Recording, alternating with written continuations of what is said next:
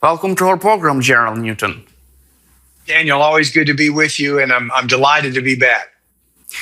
U.S. President Donald Trump met with Ukrainian President Volodymyr Zelensky in the White House. Also, President Trump held a phone call with Russian dictator Vladimir Putin just before the meeting with President Zelensky. What is your assessment of the main results of this meeting between Trump and President Zelensky? How did it go? I was just in Washington, D.C. I wasn't involved with the summit between President Trump and President Zelensky, but by my count, it's the third opportunity that these two remarkable leaders have had the opportunity to meet. I think it sets the stage for, again, more communication, more understanding between President Zelensky and President Trump, communication face-to-face. Certainly in the Oval Office between these two leaders is always a good thing. And it sets up, I believe, President Trump for really clearly understanding President Zelensky and Ukraine's current position in anticipation of a summit or either a bilateral or trilateral summit between President Trump and Putin in a couple weeks in Budapest and Hungary. I understand that there were some very hard discussions on the table, and we can talk a little bit more about this, was whether or not the United States is able to and willing to provide Tomahawk cruise missiles to Ukraine, which I'm very much would be support of, but also leading up to certainly clearly understand President Zelensky's desire to get to a negotiated settlement, but do it in terms favorable to Ukraine, NATO, and the United States, and President Trump trying to broker a deal between both Putin and President Zelensky. But the bottom line here, it's always good for these two leaders to speak. I think President Trump heard exactly what is on President Zelensky's mind, currently what's in the best interest of not only Ukraine, but in the best interest of the United States. And so we'll see in the coming days, Daniel, regarding this upcoming summit. And at least President Trump agreed on the possible plan of how to end the war in Ukraine. He supported President Zelensky's position to freeze the war along the current front lines as a result of this meeting, and publicly stated that he would like both sides to stay where they are right now. Do you see as another, at least positive outcome of these talks in the White House? I do. I think that is one of the underscore the position of President Zelensky. I think that's aligned with the United States and President Trump. Let's back up just a second, though. First and foremost, we see since President Trump has been in office since January, but fast forward to now October, he really wants the bloodshed and the war to stop, both on the Russian side. Over 1 million soldiers either killed in action or wounded, but certainly he has a great heart and a mind towards Ukraine, especially losing Ukrainian soldiers valiantly defending their country, but also the brutal attacks on Ukrainian civilians from Russian ballistic missiles, cruise missiles, drones, and so forth. And so he really wants that bloodshed to stop. Putin, on the other hand, believes he can still win, quote, this war. He still believes that he can bring Ukraine into under his domineering and dominant control. He still wants to replace the Zelensky government and put in his own puppet government, much like we see in Belarus. So he may or may not necessarily, certainly public, have any stated objective other than, quote, defeating Ukraine and having an outcome that is, again, positive on the Russian side. Meanwhile, President Zelensky all along, and we're coming up on, and you know this better than I do, up on 4 years of the anniversary of this war. Really what President Zelensky wants to do is representing the Ukrainian people is, yes, stop the war, garner a ceasefire, but one that is in somewhat favorable terms, not only to Ukraine, but also to NATO and the European nations who have really rallied behind Ukraine, as along with the United States as well. And so that's those three parties, Trump, Putin, and Zelensky, Certainly Trump and Zelensky are much more closely aligned, but Putin still thinks he can be victorious here. And so the difficult part will to convince him otherwise that he's not. We can get into that a little bit. Also, let's cover a recent Financial Times reporting. According to Financial Times, President Trump and also Steve Witkoff pressed President Zelensky to cede Donbass to Vladimir Putin as a part of a ceasefire deal. However, right after the meeting, President Trump said that he didn't advise President Zelensky to cede Donbass to Russia. What is your take on that? I think I take the president's word at that moment in terms of commentary after that Financial Times piece. I don't believe the president would compel President Zelensky or Ukraine to really cede, much of the territory that Russia has stolen from Ukraine. However, I think what he wants to do is he wants to use it as a starting point of negotiations between himself and Putin to get Putin to the table.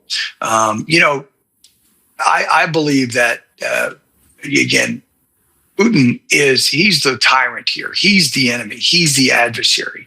What President Trump is trying to do is he's trying to put, pressure on our friend and ally, President Zelensky in Ukraine.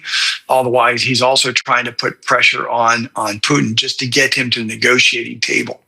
And so that's going to be, quote, the art of the deal. I do believe the final outcome, should we get to a solid ceasefire, is there will be, conditions set for that Ukraine may not necessarily get all what it wants, particularly some of the land that Putin has taken, certainly Crimea in 2014 and now parts of the Donbass. But what will get Putin back to the table are two things.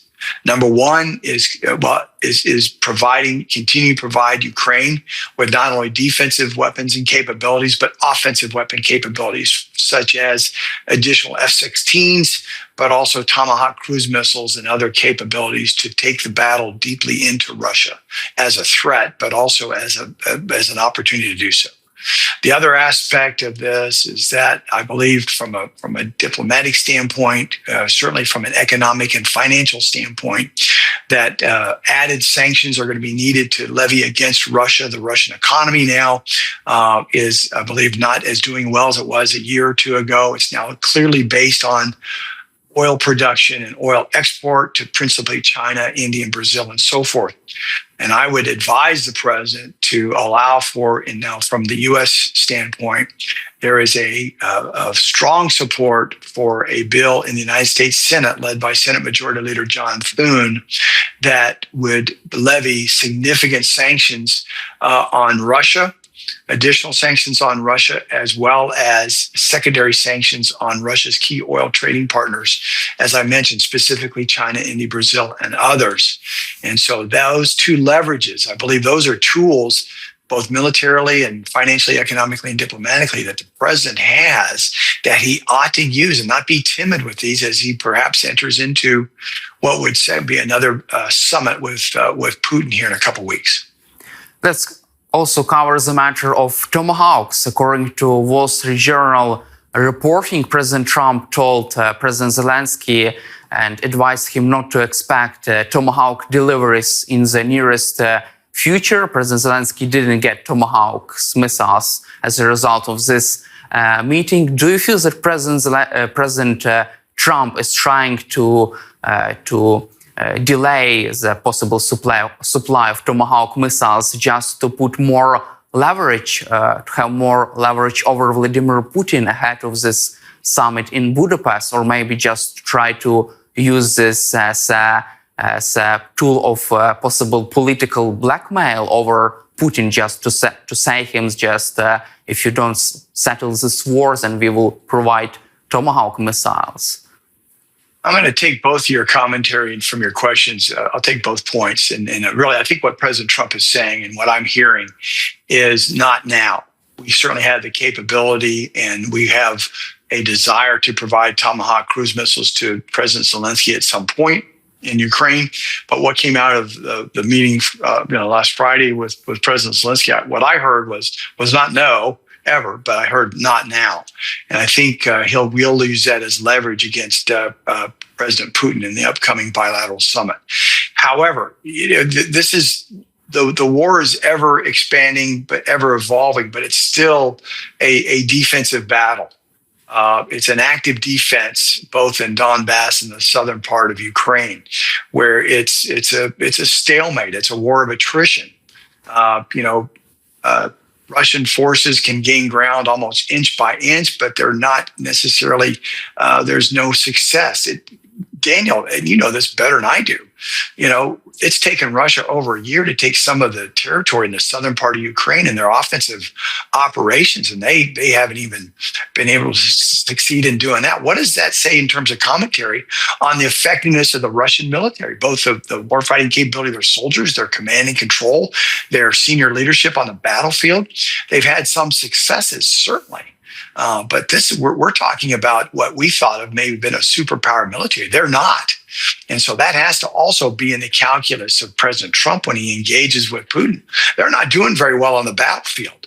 Now, what I would propose to the president, and I would support providing these Tomahawk cruise missiles and F-16s and other offensive capabilities, is rather than just maintaining an active defense in support of weaponeering providing to Ukraine and so forth, I would advise that he provide these offensive capabilities so we can have more of a deep battle strategy concept with Ukraine, so that Ukraine can now, rather than Putin feeling that he has a sanctuary inside Russian territory, that you can unleash these Tomahawk cruise missiles with certain maybe guarantees in terms of authority of use and so forth, but allow Zelensky to go deeper battle into Russia, to hold at risk their oil production capabilities, go after where they're now manufacturing Shroud 136 drones that are attacking innocent civilians in Ukraine.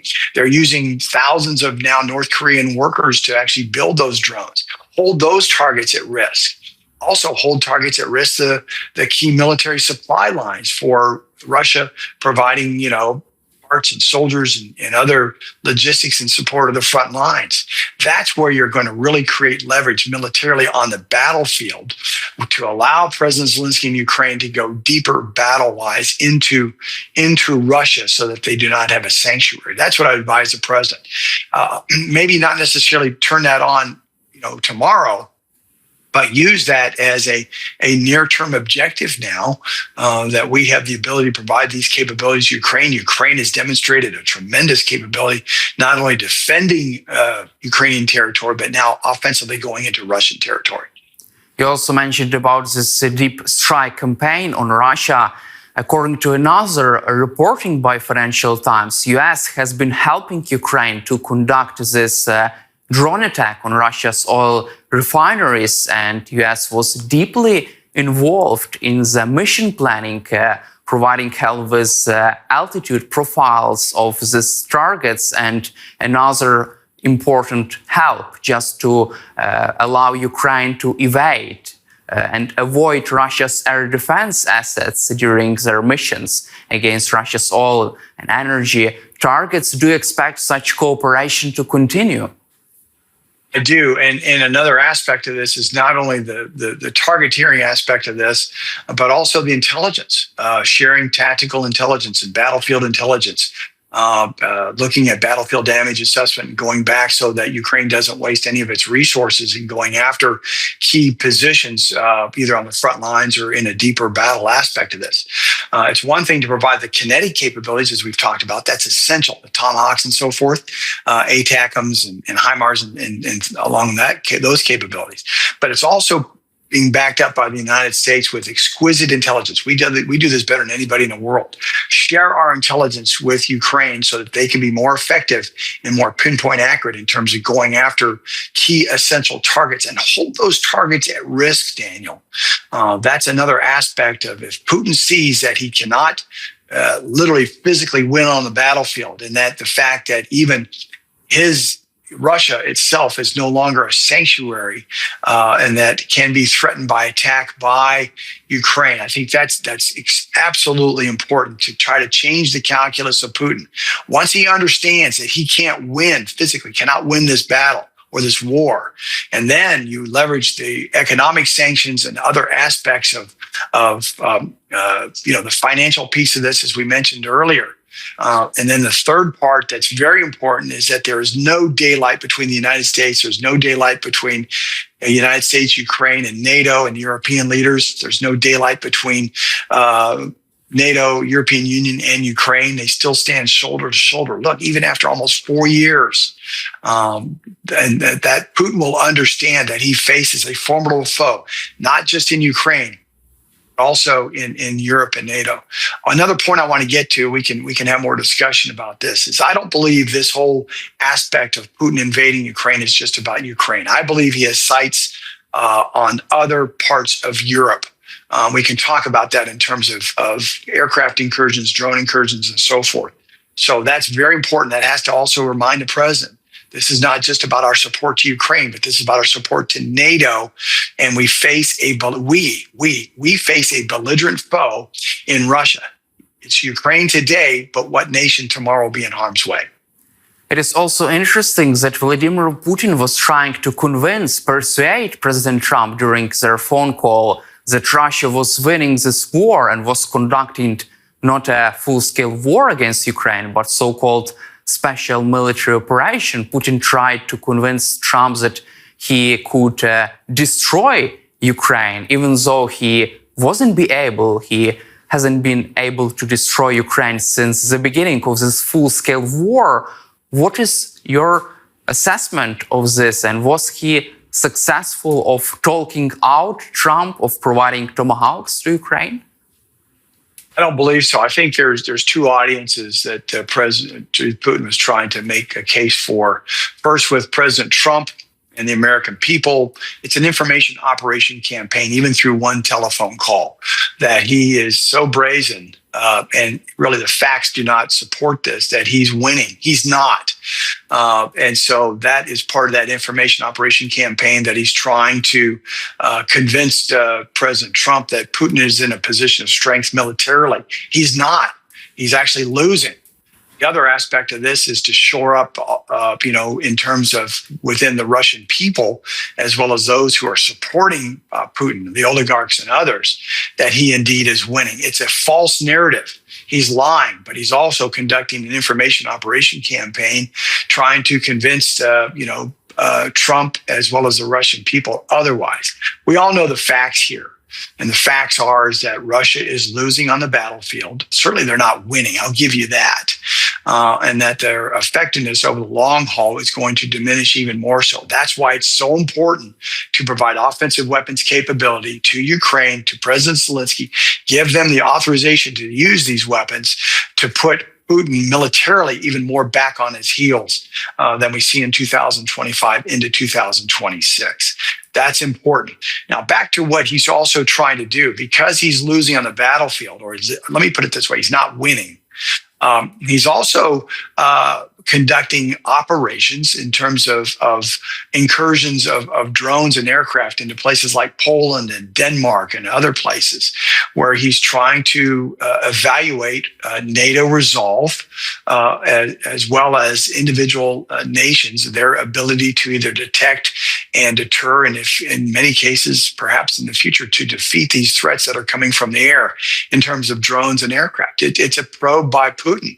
He's also, from a political standpoint, he's trying to understand and appreciate and evaluate whether, if there is an attack in Poland, will the rest of NATO, which is according, to Article 5, will they all respond as if it's an attack on one is an attack on all? So he's trying to probe, he's trying to diminish, but he's also trying to insert influence into the region beyond just Ukraine, but in other NATO partners. Let's cover also the situation on the Middle East and this Trump's success on reaching ceasefire deal and hostage release agreement. How could this influence Trump's efforts on Ukraine? Could this improve his leverage over Vladimir Putin? It does, and it should, and it must. Coming out of the Mideast, whereby the living hostages have been released, but back up. Remember back on June 22nd, with President Trump approving the employment of B-2 stealth bombers going after Iranian nuclear weapon sites, along with Tomahawk cruise missiles. in support of not only Israeli national security objectives and aims, but U.S. national security objective aims. He has demonstrated both capability and certainly the will to do so to destroy Iranian nuclear weapons sites. And that's fundamental to demonstrating to Putin and other adversaries, China, that the fact that the United States is now supporting U.S. national security objectives, our diplomatic efforts and so forth are backed up by absolutely, credible capabilities. The fact is that we're not putting pressure on our allies, but we're supporting our allies. We're putting pressure on our adversaries and the enemy. And so he has, what I would say, President Trump has some tailwinds coming out of an extraordinary effort within the Mideast, even up to this point, where he's still standing by Netanyahu and trying to maintain what has turned out to be the Trump peace plan, and to make sure that that stays in place in support of not only Mideast policy, but also security guarantees for Israel, but also creating a hope for long-term Mideast peace. That can now be directly applied to our dealings with Putin in support of Ukraine, in support of President Zelensky personally, in support of NATO and Europe and so forth. And my last question for you would be about recent statement by President Zelensky. President Zelensky says that Ukraine is approaching possible end of the war. He says that Ukraine is close to the end of the war due to Trump's efforts. From your perspective, how close we are to any possible ceasefire deal? I think we're close, perhaps closer than over the last couple of years or so ago. But Daniel, what is very important here and what is most difficult, we're entering the most difficult time in terms of getting a deal done. First is getting Putin to the negotiating table on certainly, again, from our perspective, and certainly from President Ukraine Zelensky's perspective, on our terms, but it's to drive Putin to the negotiating table to cease fire, albeit perhaps temporary, but to close on that deal. We have to apply the pressure militarily, diplomatically, economically, and financially in order to drive him to the table. Once he gets to the negotiating table, not just bilateral between the United States and Putin, but trilateral, United States, Russia, Ukraine, but then multilateral, United States, Russia, Ukraine, and the rest of Europe, certainly the NATO nations here. But we're getting close. I think President Zelensky is right. But this is where we need to demonstrate even tougher resolve, Daniel. No daylight between, or very little daylight between Presidents Trump and President Zelensky. Provide, frankly, President Zelensky in Ukraine the capabilities to close in on that moment when Putin feels that he has no other choice than to go to the negotiating table. We'll see where that plays out. I would advise President Zelensky he's going to have to give up some things. But in order to get to a negotiated settlement here that is brokered chiefly by the strong leadership of President Trump in the United States, we can finally get to an end to it. It's, again, I want to underscore this. It's not going to be everything that President Zelensky wants, but it's going to be a point where I think it'll be somewhat favorable of Ukraine, the United States, and the rest of Europe. Final point is, what is essential about that is not only ending the war between this vicious attack that Putin has levied against Ukraine and ending that conflict, but really this is for the peace and frankly, the welfare of the rest of Europe as well. Because if President Putin is allowed to be successful against Ukraine in a way that he wanted back in February of 2022, that bodes very ill, in terms of conditions, as well as for the future of the rest of the NATO alliance and Europe as well. So it's not just about Ukraine, although that's fundamental, but how this goes down in terms of a negotiated settlement between Russia and Ukraine will be essential to the rest of Europe, and history will tell that out. Thank you, General Newton, for your time and for your support for Ukraine, and glory to Ukraine. Thank you, Daniel. Always good to be with you, and I look forward to speaking with you again.